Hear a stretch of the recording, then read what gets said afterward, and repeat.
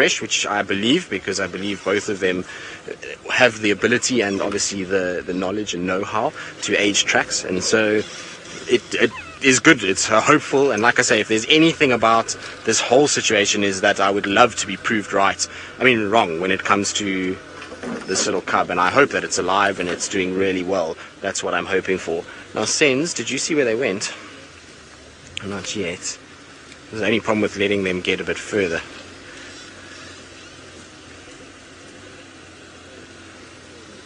So, Linda, the normal number of cubs is obviously very dependent. You have a situation where, it can be anywhere between 1 and 4. The average, though, that we see here in the Sabi Sands is generally 2, 3 sometimes. But then if you go into places like areas where there's not very many lion or hyena, you'll find that the litter sizes of leopards is actually bigger. So they'll have kind of more cubs because they have less sort of competition. Now, I just want to check the road because we're right next to the road here. So I just want to double check she hasn't popped out onto the road. I have a feeling she may have laid down in this thicket here. Ooh, let's try and see where she went. I think she might have dropped into the drainage itself. I don't see her anywhere here, so I'm going to go quickly to the road, check the road. If there's nothing there, then let's send you back across to Brent, and I'll try and figure out where she's gone. Well, we are fresh on the tracks of Hukumuri. Last track was down there. Now he's come into an area. There's a lot of very fresh aardvark activity here.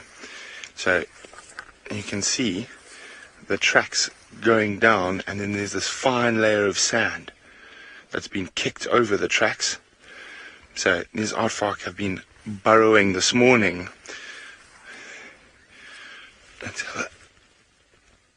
Now, each area, aardvark have a very specific species of fly.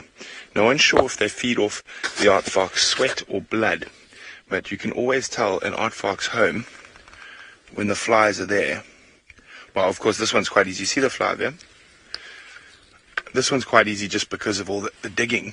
But there's the fly species there. Oh, he flew off. But if I put my thing in here, you'll see there's a whole bunch of flies that come out. Now, sometimes when you get like this close to an aardvark den, they think you might be a leopard, and you can actually hear them start digging. Let me just see what's going on down here.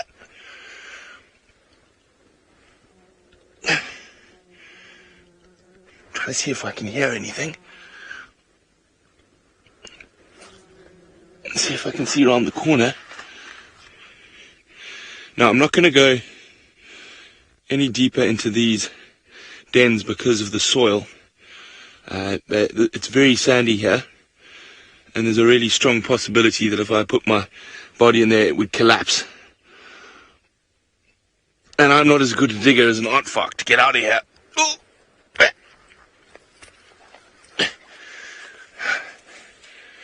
Ooh.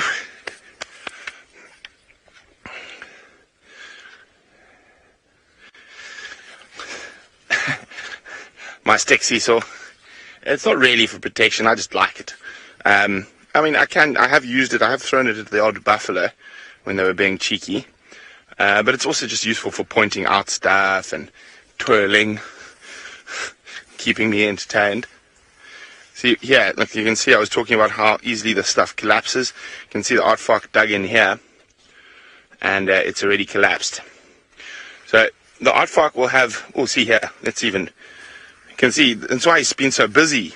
It's a big one from the tracks. You can see, look here, how this tunnel's collapsed already, and collapsed probably after the rain.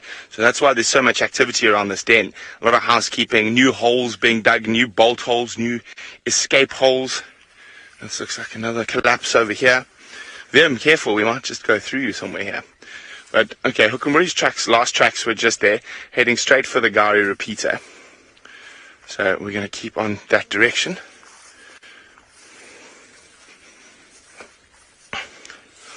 Well,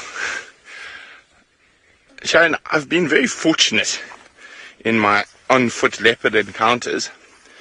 And, yesterday I was a mere 2 meters away from Hukumuri.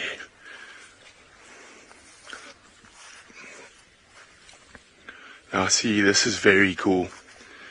This is a bolt hole, or an escape hole, that is very difficult to see. But it's been dug up, and so if a leopard is trying to dig out an aardvark, they've got many of these not so easy holes to get in and out of that they can escape out of. So there's probably a whole myriad of holes and dens all around here.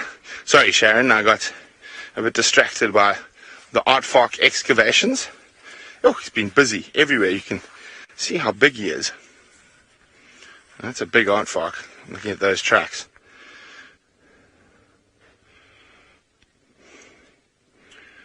But we're not looking for aardvark because they're all asleep. We're looking for leopard now. I must finish talking about leopard. So yesterday I was about 2 meters from Hukumuri. Hosana and Shingile I've been very close to, a meter or so. But the closest I've ever been to, probably the scariest as well, apart from being charged. Oh, sorry, I've lost my radio comms. Nikki had started speaking, we would have heard her so loudly. There we go. Is the Campan male down in the Sand River. He was mating with another female leopard called Shidulu.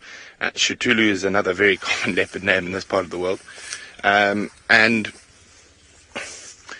we were trying to figure out where she went, and we're down in the river with these big sandbanks.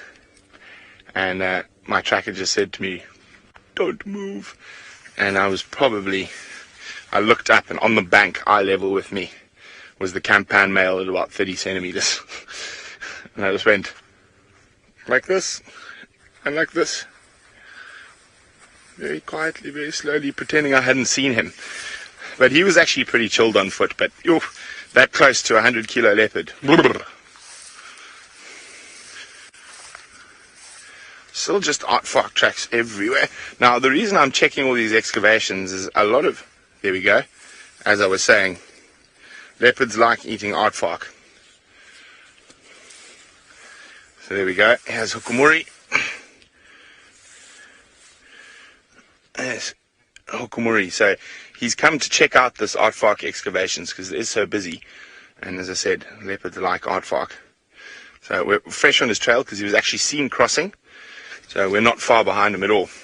Okay, let's go see Steve. Thank you, Brent. Aardvark, how marvelous. It's probably the same aardvark Tristan saw last night. Who knows? It'd be wonderful if there were more on the property. I would like to see one. I haven't seen an aardvark in some years now. But earlier this morning, we spoke about a go-away bird that went away, and I was going to show you some fruits that the go-away bird really enjoys to eat. And first of all, here I've got one of the trees. This is apparently Taylor McCurdy's favorite bush. This is called a guarri bush.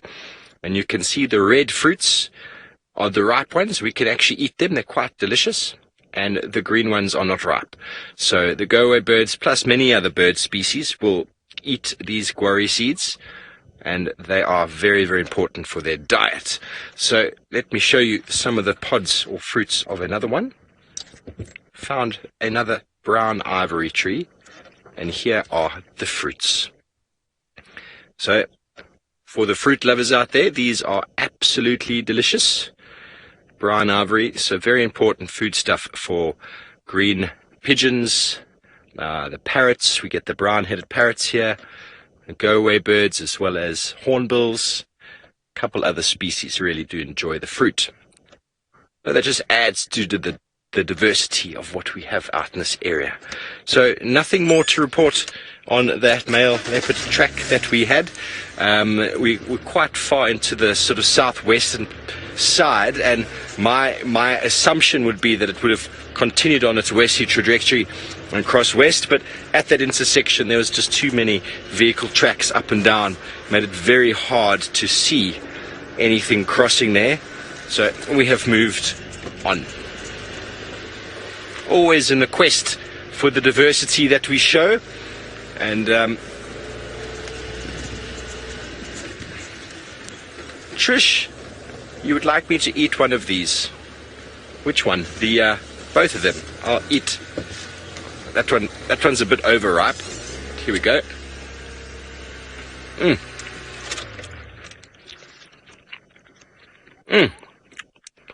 There is a seed inside. It's very sticky. Very, very sticky. So it could stick to a bird's beak. It could stick anywhere, really. Look how sticky that is. Very sticky. Delicious, though. I'm going to flick it off. There we go. We're doing a little bit of zoo curry. And here we got the magic guarri. Eat them when they are this colour.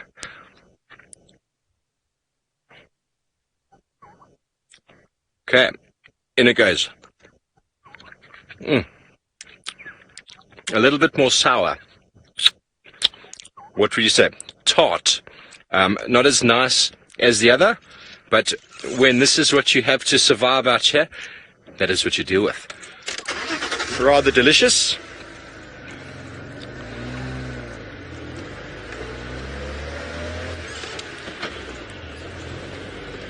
Ooh. Just saw a beautiful bird called the black-headed oriole.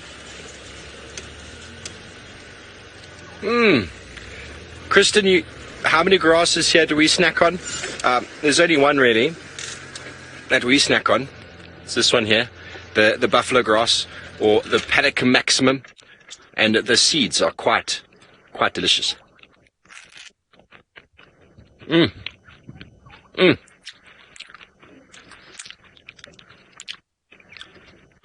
Well, it looks like our efforts are going in vain. Let's go to Tristan, who's found another spotted cat.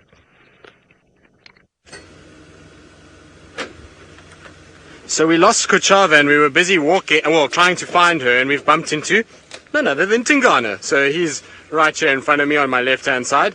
Hello, boy. And looking quite stately, actually. He's looking good. He's bulking up a little bit, got a bit of a tummy on him. I wonder where he's off to. And he was just kind of ambling right next to me. I didn't even notice him at first. In fact, had it not been for the fact that my camera, which is next to me, slipped and fell, I would never have even seen him, because I was trying to put my camera back and then I just saw this leopard walking right next to me. So that's really cool. Now, what an epic way to spend a morning. Not one, not two, but now a third leopard. And so there he is. He's going to sit on top of his mound for a little bit. And I was saying earlier, this is why Kuchava is in a good place. As you can see, Tingana is not even 200 meters from where we last saw Kuchava. We lost visual of her kind of generally moving in this direction. So it's quite nice. Now, I think that this leopard is looking at something that is on the open area, maybe something like an impala or waterbuck. He's got a very fixed stare. He's not really looking around too much, and now he's going to try and find himself a spot in the shade in order to sit and watch what's going on. Now, so Lisa, you were wondering earlier if maybe there was some of the males around or close by to protect the cub, and so generally, obviously, males don't protect cubs. It's not a way that they do things, but the females often will seek out den sites in the heart of male territories, and so that's exactly what Kuchava has done in the form of going towards Chitwa, as we know that Tingana literally lives around Chitwa these days, but now he's made life very, very difficult for us in some respects. Just trying to see how we're going to get to him now, because he's kind of gone behind this termite mound. So I've just got to go round quickly and just see if I can get to this side. So it'll probably be easier if I go round towards the drainage line and then go up towards him. That's going to be the easiest way, I think. Tingana, what a nice surprise that is. Crazy morning that we're having this morning. Sometimes Chitwa is like this. Chitwa can just be the most insane place, because you kind of bumble about and sometimes you have it very quiet here, and then the next minute there's literally just things everywhere, and particularly leopard. Leopard love Chitwa. They always have. I'm pretty sure they always will.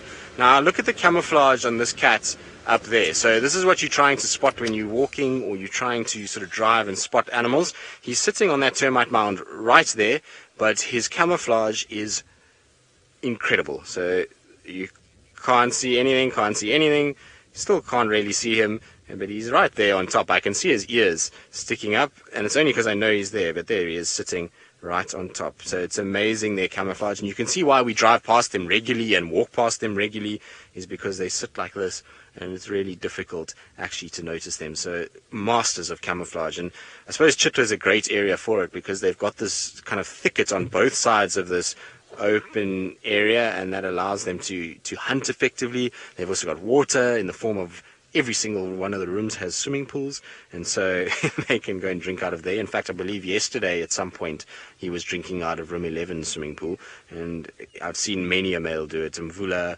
Tingana, Jordan, Tandi, even Karula once drinking out of Chitwa swimming pools. So it happens quite a bit at this lodge, and it's a pretty amazing thing to see.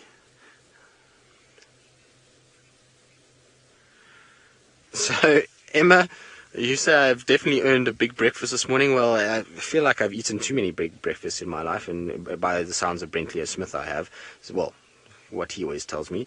But, well, I suppose we have earned a good breakfast. Senzo, you've earned a good breakfast this morning. Senzo's had it tougher than what I have. I've just followed leopards around with a smile on my face all morning. Poor Senzo's had to duck and dive and bob and weave and move cameras around, and so it's made it a little bit tougher for him. So I think Senzo might be quite hungry. Senzo, you hungry? Yes, thumbs up from Senzo saying he's hungry. So hopefully we'll get a good breakfast for Senzo. But it's been an epic morning. I mean, we couldn't have asked for anything better than to see, not like I say, not even one, but 3 leopards, and including a first-time sighting of a leopard that I've never seen before in the form of Kuchava's cub. So we've been spoilt this morning, and like I say, it's part of the reason why safari in South Africa is just the most epic thing, because if you think about it, we are in the middle of summer, theoretically the green season, when it's supposed to be very, very difficult to find animals, but yet here we are with 3 different leopards in one morning, and that's the advantage of having reserves like this, and like I say, where we are able to have safari all year round and still come out with some incredible sightings. So we're very fortunate to be down in South Africa. It's an amazing, amazing place, and like I say, pretty much every single one of our reserves can be visited at any time of the year and reward you with amazing stuff. So we're very fortunate, and this green season for us has been a bumper one with leopards. We've had amazing leopard sightings during the course of summer, so we've been very, very fortunate this year.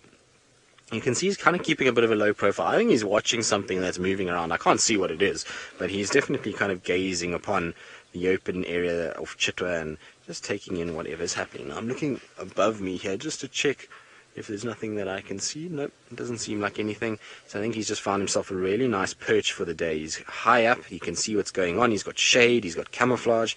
It is the perfect leopard spot. And he looks like the king up there, doesn't he? He's kind of just perched on top of his throne and taking it very easy. Epic. There's no other way to describe it. We've just had the most insane morning, that is for sure. And he looks good. I think he looks really good. I mean, if you compare to what he looked like a few months ago or at the beginning of the year, he's in a very different place to what he was. I think he looks absolutely magnificent. And I know he's just come off a kill somewhere. He had a kill somewhere close to room 11, which is just basically straight down this riverbed.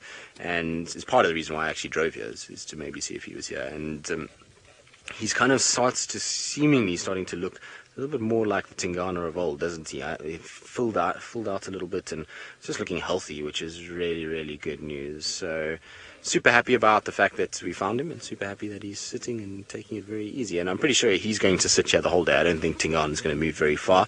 If he does move, it'll just be around the lodge itself. He might end up towards the dam wall side, but doubt he's going to go far. He's found himself a really nice spot. There's lots of shade in this area. There's going to be lots of opportunities to hunt during the course of the day.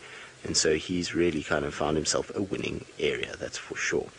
Now, what I want to know is, I wonder where our naughty little Hosanna is, because he was last seen going into Torchwood, which is straight north of where we are now. So I wonder if he's maybe going to come this side and maybe come and meet up with Dad and Aunt and, well, not Aunt, what would it be, niece and grand-niece, if it's what you want to call it, in the form of Kuchava. I wonder if they've actually interacted, Kuchava and Hosanna. Must have, given how much Hosanna spends time on Chitwa.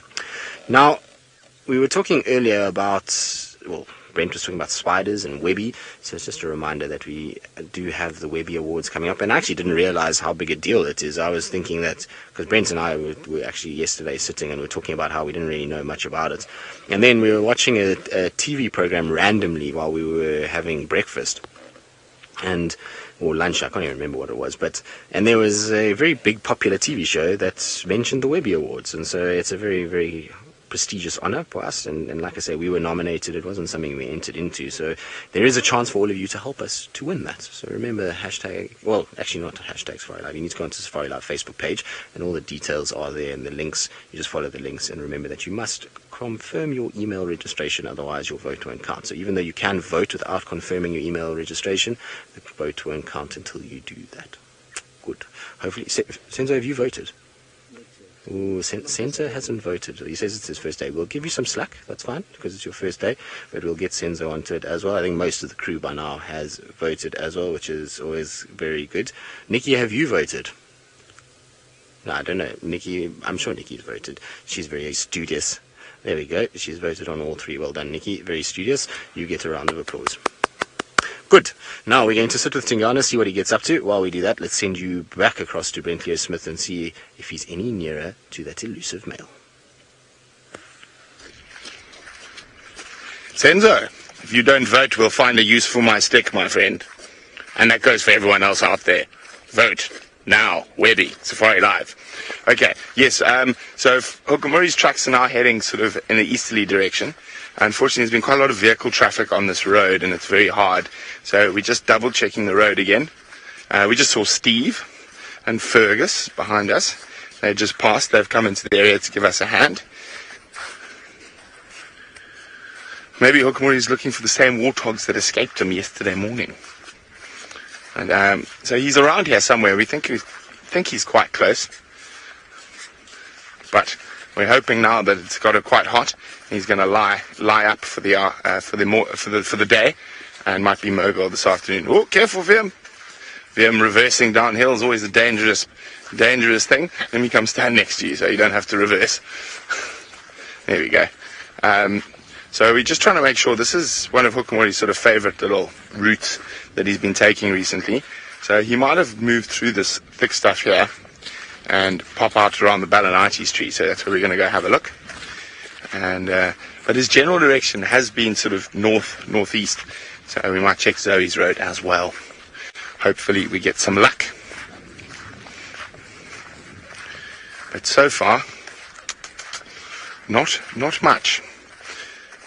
But it was quite nice to see how a lot of male leopards not only check holes. There we go. For yesterday, Herb. What's Herbie doing? Herbie's trying to shade. It's for yesterday. It's the same tracks where we found him yesterday. So he said this is one of his favorite areas, and you can see how hard the tracks are to see at the moment. There are the toes and the pad. It's there. Okay, so you can see tracks are very difficult to see, and that's why when we found those tracks yesterday morning I was so excited, because I could see how fresh they were.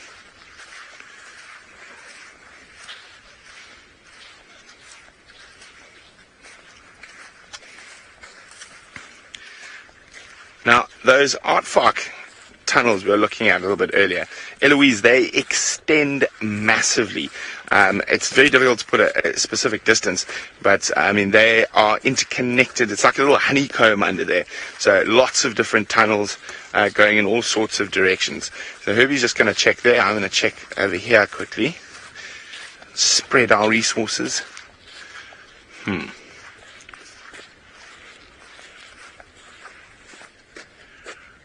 I think these are these from yesterday.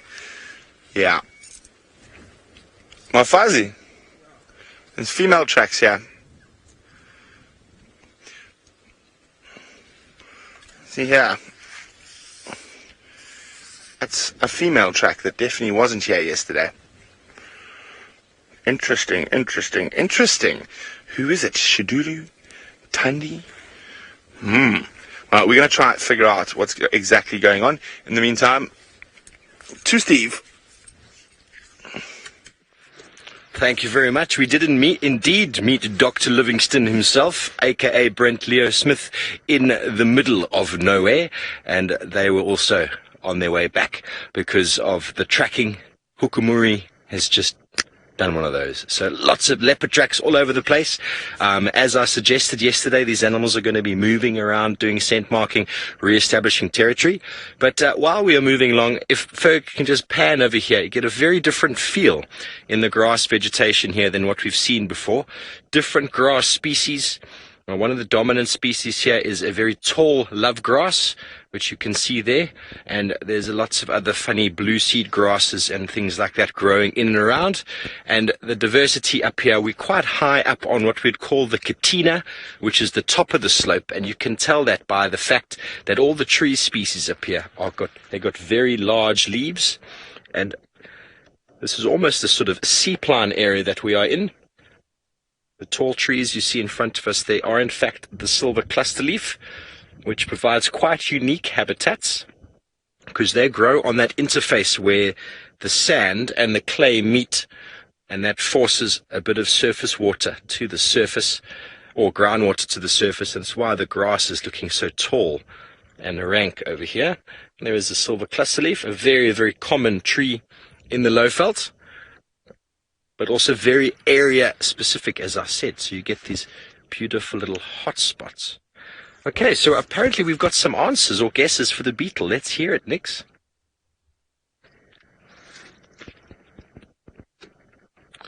Reptilian research, green June beetle. I'm not sure if you're guessing or if you actually are saying real names here. That sounds very legit, though, must admit. I don't know. I don't have my insect book on me now, but those answers, any more to come, would be marvelous. While I wait for more answers to come through,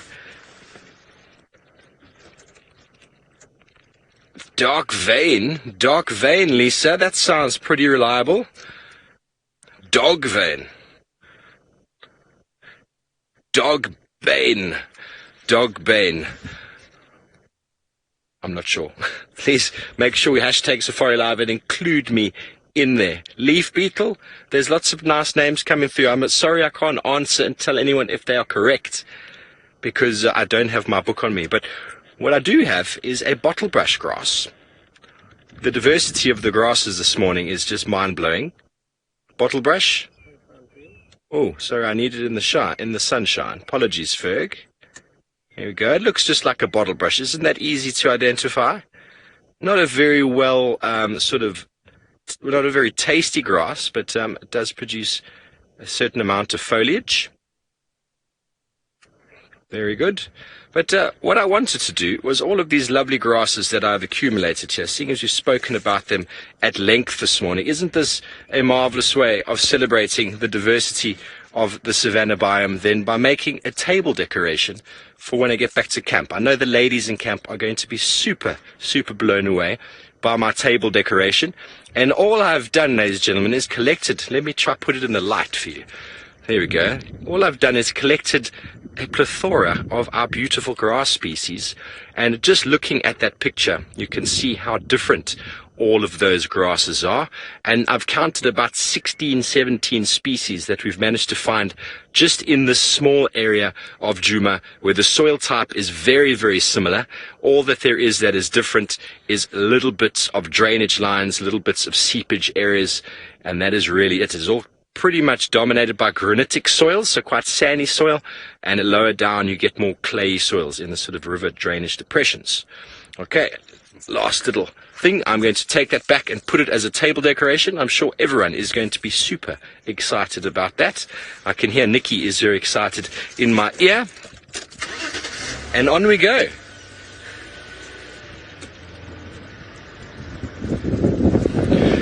Justin, I don't know of any invasive grass species, to be honest with you. We do get a number of invasive plants that come through sort of the major river systems within the Kruger National Park, because they come from the east, from the west, and they bring all sorts of agricultural pests and problem plants from that side. So I'm not sure of any invasive grass species, but it seems like the Duke of Juma is up and moving. Let's go to him.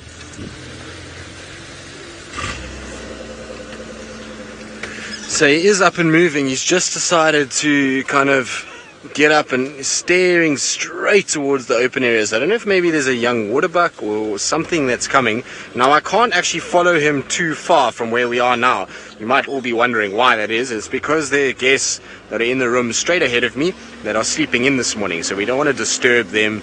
And if they're relaxing, we don't want to make it so that we're too noisy around them. So we're not going to be able to go too much further down the drainage. If he crosses over, it's okay, but we can't head too much further southwards. I'm just trying to find a spot where we can see him again through all of this vegetation that he's gotten himself into. The problem is the sun.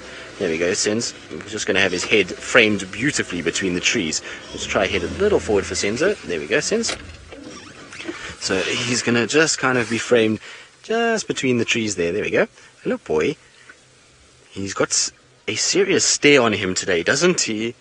He's got a situation where he's kind of seems quite focused, and there's some sort of light in those eyes today. He doesn't look as though he's kind of in sleepy mode just yet. He's definitely staring intently towards the open section at the moment. And I wonder if maybe, just maybe, there's a little baby waterbuck walking around, because we know Tingana, he loves baby waterbuck. It's one of his favorite meals. And so if he sees one of those, he often gets quite excitable and then starts to move. Look how he's moving his head. You see how he's just twitching it, moving it, just to try and see and calculate, okay, what is there, what is going on. Is the other thing that moves around a lot in this particular section of Chitwa Open is warthogs. Often find warthogs feeding down on this part of the open area, and so I wonder if maybe that's what he spotted. He's definitely very alert as to something going on, so hopefully, whatever it is, he'll just cross straight over the drainage line and we'll be able to follow him stalking, or at least trying to hunt. But there's definite intent there. You can see he's really looking and trying to see what's going on. And like I say, today is the first day that I've seen him have that kind of Tingana fiery look in his eyes that he's not really been having of late. Lately he's been kind of looking tired and as though he's not really into it, but today he's got this kind of wide-eyed open look about him, is back to that kind of fiery stare that he had when he was really dominant. So I wonder if we're starting to see a bit of a resurgence in his spirit more than anything else. Maybe Hosana interaction the other day woke him up to the fact that he needs to start protecting his area a little bit better. He does look really a lot better. I think so. I mean, he has aged, obviously, and he's kind of gotten a little bit older, but he definitely looks a lot better. So, Raffaele, you say awesome shot. It is very cool, isn't it? It's kind of head poking out between the summer grasses. It is as epic as you could get. It's one of those kind of quintessential sort of cat stalking photographs or shots when you've got this head poking up above the grass and watching. So I believe a lot of you are commenting and saying it's magnificent and amazing. He is looking good though, and like I say, he's a magnificent creature. So let's just try and head back, because he's going backwards. He's going the right way, which is really good news. Come on, Rusty. Rusty has this thing lately where it just doesn't want to go into reverse gear. So let's try and wrestle with Rusty a little bit.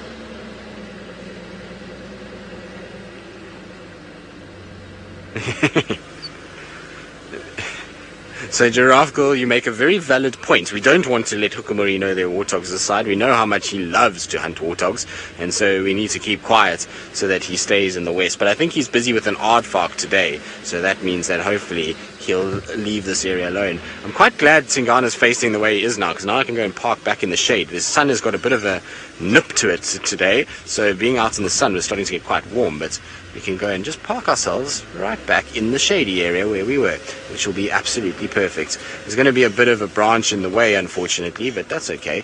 And we'll see what he does. He looks as though he's not sleepy just yet. You can just see his ears poking up kind of through that gap and his head just above there. So there he is. Hello, boy. Very cool.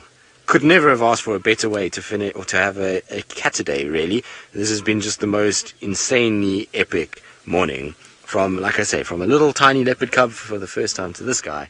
It's been the kind of whole family, which is very seldom that you get to see that in the leopard world, given how sort of shy and reclusive they can be and how kind of far apart they generally seem to kind of travel when it comes to males and females and cubs. And so very, very cool. Now I wonder, I would love to know if Kuchava came this way, would Tingana sit with them, or would he just kind of walk off?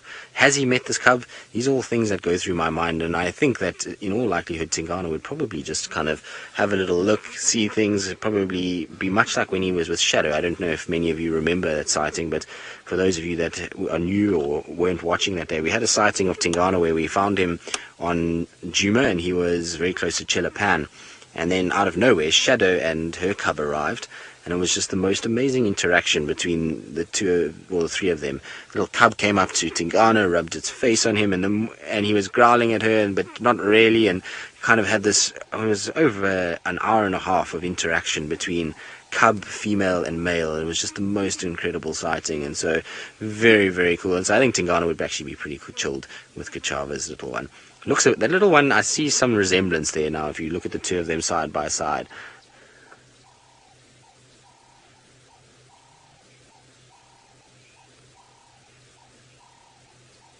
Selena Culpepper, welcome to Safari Live. You've just joined us for the first time, and you've asked your very first question, which is always very exciting. This is not a female, so this is a male. It's a big dominant male. He's as big as they get.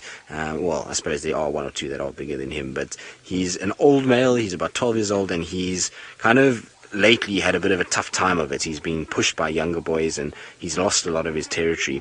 But he is not what you would call tamed. So yes, he's relaxed, and yes, he allows us these views very close up, and same with the female earlier that we were following, and the cub. They allow us very close, but it's not because they've been tamed, so we don't feed them and try and kind of pet them and those kind of things. Basically what's happened is we use the word habituated, so basically a leopard has gotten used to the fact that the cars drive around here, and so the cars don't pose a threat. We don't try and hurt them in any way. We don't take food from them. We don't hunt them. We don't have any situation where we give a negative sort of feeling towards these animals, and so we just become like part and parcel. We're almost like a tree that moves around for them in a way, and so we're part of their environment, but not something that they interact with, which is pretty interesting. So I suppose tamed is more if you had to try and kind of make an animal bow to your will, if you want to call it that way, whereas this is just an animal that's become completely disregarded our presence and is not worried about us in any way, doesn't really care that we're here, and that's exactly what we want. We want to try and give these animals as much of a situation where they are able to do whatever they want, and if they don't want to be seen by us, then they'll kind of trot and move away and sort of go into a thicket or something like that, much like Kuchava did just now. I think she wanted to go and hide her cub, and so she went into a thick, dense part, and so we took our leave and we left her there. We ultimately had got to see her, and we'd done exactly what we wanted, in that the cub, by the time we left, was so much more relaxed than when we started. And so if we just keep doing those kind of things, then they become very kind of relaxed around us and allow us to be able to view them, and there's a bit of a respect that you need to show both ways. So it's not kind of pushing them in any way, and then generally they'll become like this where you can view them and you can have these incredible sightings. It's part of the reason why, like I say, the Sabi Sands are so famous, is because there is this ability to follow leopards around and to spend time with them. It's just an amazing thing. It's got to be one of the best leopard destinations in the world, if not the best. There's probably 2 or 3 other places that I can think of that has insanely good leopard viewing, but very, very few places that are as good as the Sabi Sands. And I'll tell you why. I mean, this morning, just alone this morning, so we've seen 3 leopards, but there's been another 4 that have been called in on the radio in the general area that we're in. So there's been Inkanyeni and Cub has been called in, and I believe that Sabi, and so it's actually another 3. Sabi and the 2 cubs were also briefly seen down on the Mala Mala boundary. So it's actually even more. So it's 10 leopards that have been seen in an area that is, if you had to go to somewhere like the Mara and just look out from a viewpoint, you would see that whole area, and there's 10 different individuals in it. So it's an amazing thing that we're in a place with such high density.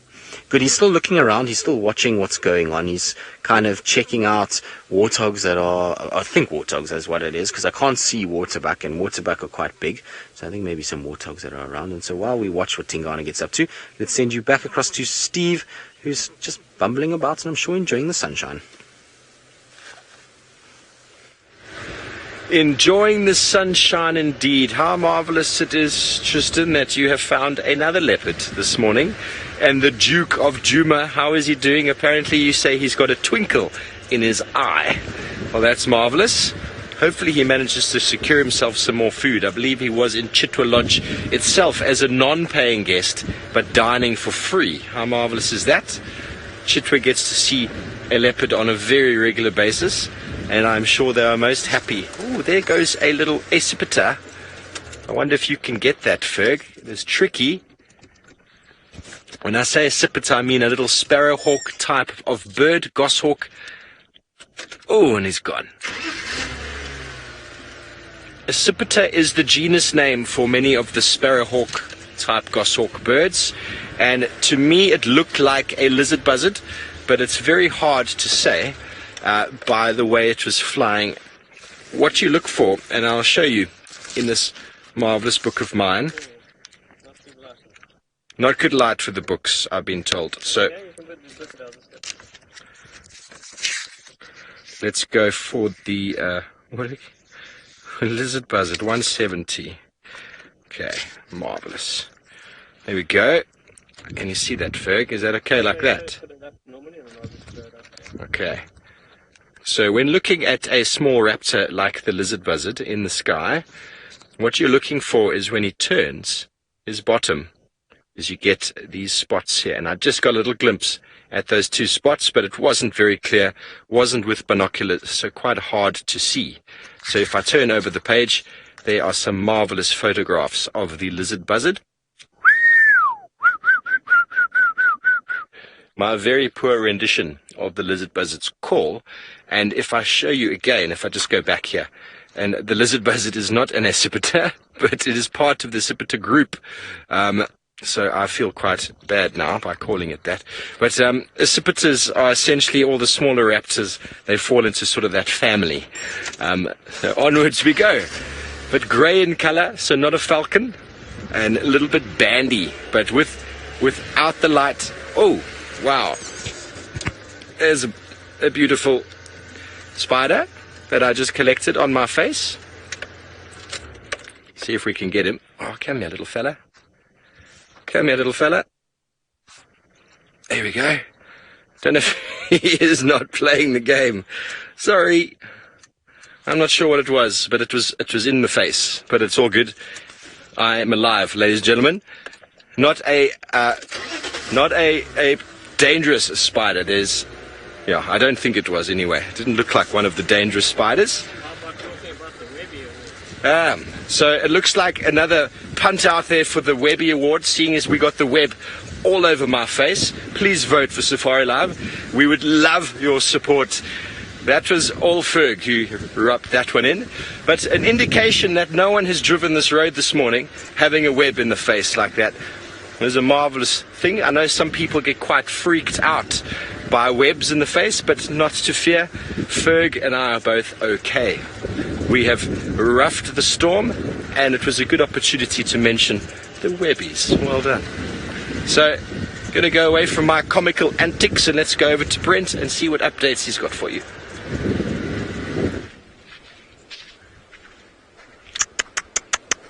Comical banter? My goodness, is that loud?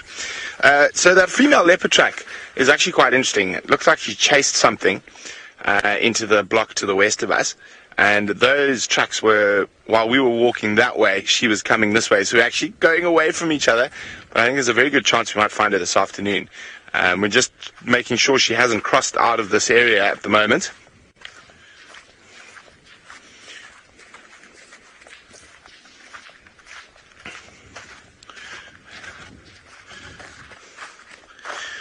Now, it's quite easy to tell a female from male, Karen and Max.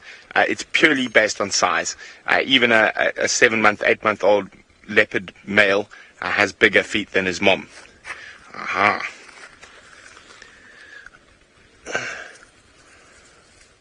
Liam, where should we put this today?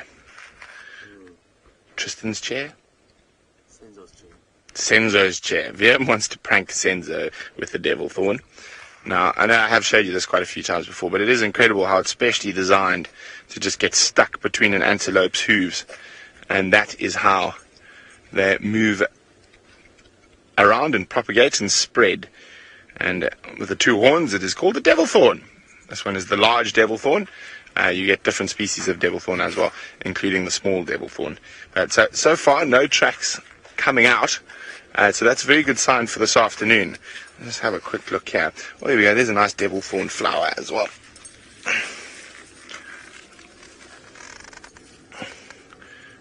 There we go. Very pretty. Now, it is starting to get quite steamy at the moment, quite hot, and we're still a fair way from camp, so we're going to start slowly heading back in that direction.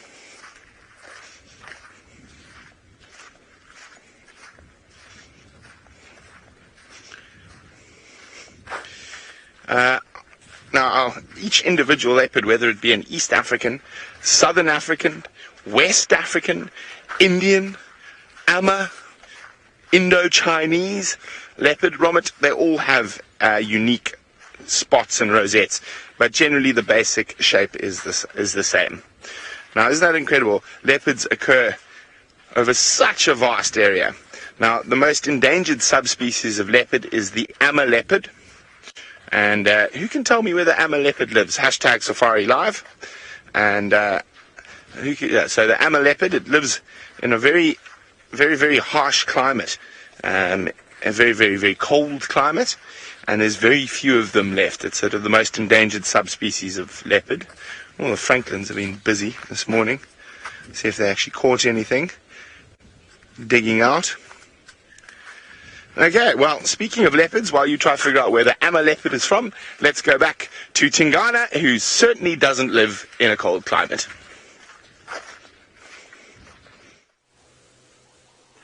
No, he doesn't. It certainly is not cold right now at all. In fact, it is rather steamy, as Brent would put it. So Tingana's just stood up again. I don't know what he's doing. He's kind of just having a little look around.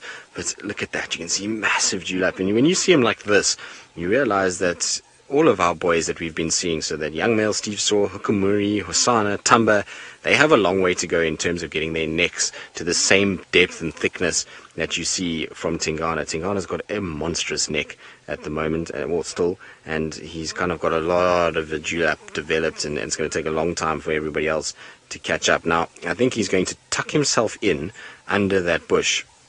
Let's see if he does. He's kind of just looking around a little bit and sort of having a bit of a check around his throne that he's been sitting on, and I reckon he'll find himself a comfy spot just to lie down eventually and probably disappear from sight, because if he lies down there, we're not going to be able to see him at all, unfortunately. But well, like I say, we can't complain too much. We've been spoilt with leopards this morning, and we've had a great view of him and Kwichava and the little one. So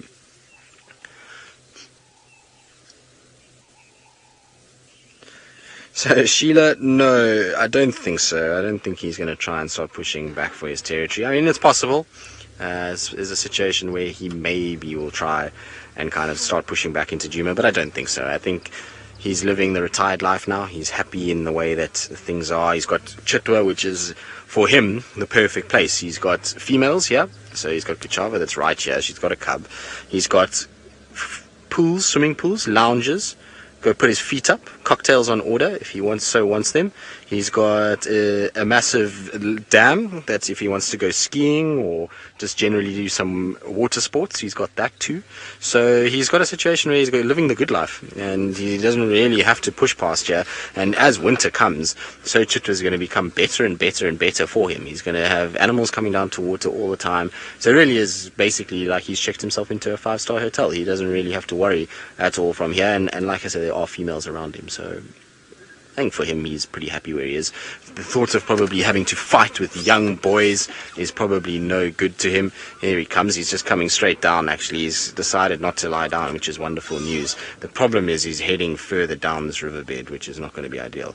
So I'm just going to try and kind of head, and I also just need to let this other guy know. Yeah, Tommy's here in the riverbed. So he's kind of just coming down, but like I say, we can't really follow him any further. This bush here is where I'm going to stop, because like I say, the room is there. It's got a nice bit of protection, but as soon as you kind of turn a little bit, then you see right onto their deck and their outdoor shower and all of that. And we don't really want to be filming anyone using the outdoor shower now, do we, Senzo? No, exactly. That won't go down well. Where did he go? Oh, there he is. He's like burrowing through this grass. It's so long and so thick. Where did you go, Tingana? Oh, there he is. I can just see the tail. Now he should pop out pretty shortly behind this bush. He's kind of moving in this direction. It's going to be beautiful when he gets onto this white sand, if he does actually get you. Whether or not he does is anyone's guess at this stage. Is he still moving, Sens, or is he stopped now? I think maybe he's laid down. Let's go forward a bit just to check if he's laid down or what he's doing. I was hoping he was going to come and lie down on the beautiful white sand, but no, here he is. He's still milling about. He's sniffing. He's got his nose to the... Oh, no, now you're going to lie down. No, he's found himself his rest spot for the day, because Tingana's gone from walking to, as you'll see shortly, a very, very, very, very sleepy cat. So there he is. He's decided to lie right there, and, well, as you can see, not much activity going to be happening from him. He's found himself the perfect bed. He's got shade, it's nice soft green grass, and I would imagine that's going to be a wonderful place for him just to spend the day. So I think probably we're going to leave him here at this rate, because he's not going to do anything more. He's obviously lost interest in whatever was walking around behind us. And so while we start heading more closer to home and see what else we can find, let's send you back across to Steve, who's got one of our largest antelope.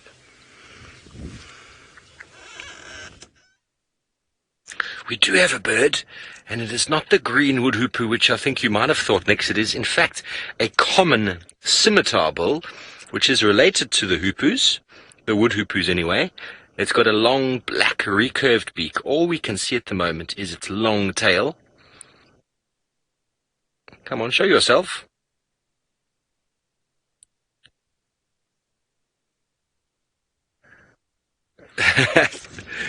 Tristan thought we were coming to an antelope. Well, this is not an antelope. It is in a tree with feathers and a long beak. Hopefully it's going to show itself. You can hear grey hornbills calling there. Ah, there was a Wahlberg's eagle flying over, and the grey hornbill's got a bit of a fright. But the scimitar bull, like the wood hoopoo, like a lot of other birds with a long recurved beak, is well adapted for scratching around in the bark and underneath in the wood. There we go. We can get a look at his face now, can we? Look at that long beak. It is black in colour. Oh, he's just gone down right, Ferg. And off he goes. So with that long beak, it's able to probe and to penetrate into the wood itself to find all sorts of insects and stuff hiding underneath the bark. But at the same time, it can also run through the tree or hop through the tree and also glean insects off of the bark itself, rather than having to use its specialized nature. But that specialized nature enables it, when times are tough, to outcompete other birds. And they are indeed South African birds, and very, very indigenous to the south. They're not endemic. I think we do find them elsewhere, but they look very similar to the green wood hoopoo. Green wood hoopoo you do find in groups. They are a large cooperative breeding bird species, and their beak is very similar, except it's black. It is red in color, which is quite confusing, considering they call them green wood hoopoos when their beak is red. But anyway, that is not for me to decide.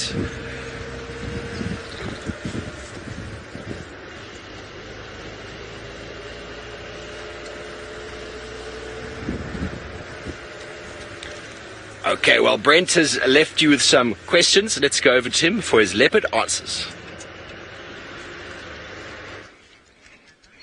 Welcome back, and I asked you where the Amma leopard was. Now, while I answer that, Viam and I have come up with a cunning plan. Well done, Devon. Siberia is spot on. Russia, Siberia, that is correct. They are probably extinct in China, but now, are you guys ready for some fun?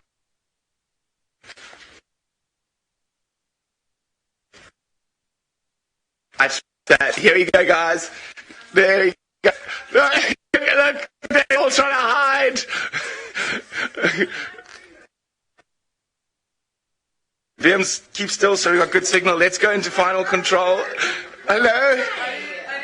Look at this. Hello, Nicola. Hide. Viam.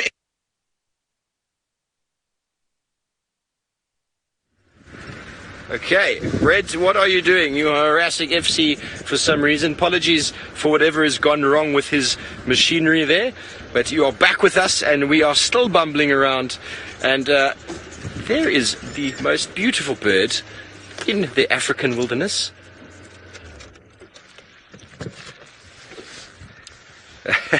Brent's trying to get FC on camera. I think you ladies need to come forward and show yourselves from time to time. I know the viewers out there would love to see the ladies behind the scenes. And there is a gentleman behind the scenes as well now by the name of Luke, who has just joined us. A very nice young lad. And then obviously Conrad is in FC doing all of the technical things. And here we have got the most beautiful bird and most photographed bird in the savannah. We had one this morning, but the colors on him now are much better. Remember we spoke about hole nesting birds. This is one of them, same as the green woodhoopoe, same as the common scimitar we saw. Very, very important for them to have nesting holes.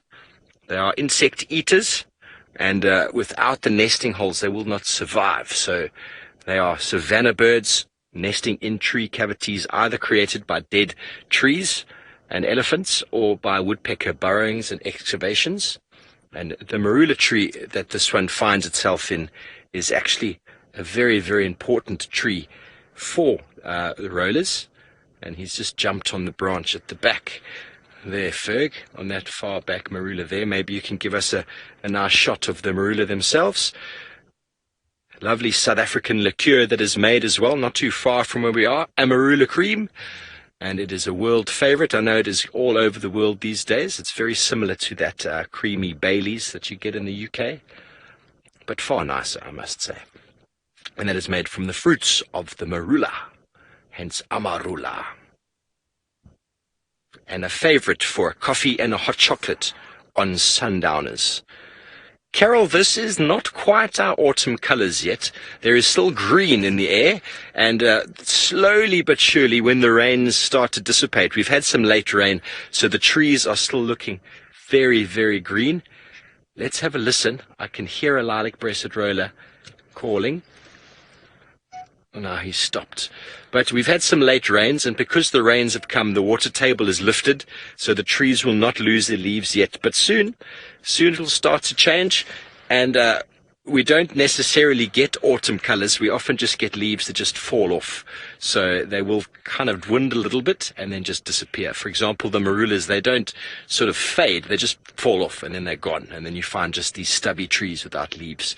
So we don't get the same sort of fall colors that you get up in places like America or Europe. All very important, these leaves falling off for the organic material in the soil. They also provide a very good cover on the ground for a huge number of insects and lizards and things that birds will come and land down and scrape away to eat. So we are going to say goodbye from myself and Fergus. We're going to go over to Tristan, see if he's still with the Duke of Juma.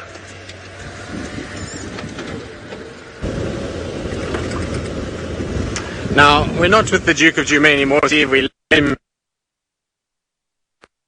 on basically the best, softest grass you could find. So he found himself a little pillar and a sort of nice patch on. It's interesting because I remember Mvula used to often go to Chitwa and used to lie on the actual lounges and just sleep there, just randomly, without even having a kill. You just walk up to the lounges and just into the shade and terrify everybody that stay. But amazing to have a leopard, to have a leopard kind of sitting on a lounger. Now, I apologize if you have a bit of signal breakup. I just went through past Twin Dams, and we know Twin Dams is kind of the sort of epitome and center of gremlins, and so we should have shaken them off by now. I didn't stop, I didn't slow down. I was diligent and just kept pushing through and tried to kind of get rid of them. Now, remember, lots going on at the moment. So we've got Webby Awards. Don't forget to go and vote for those.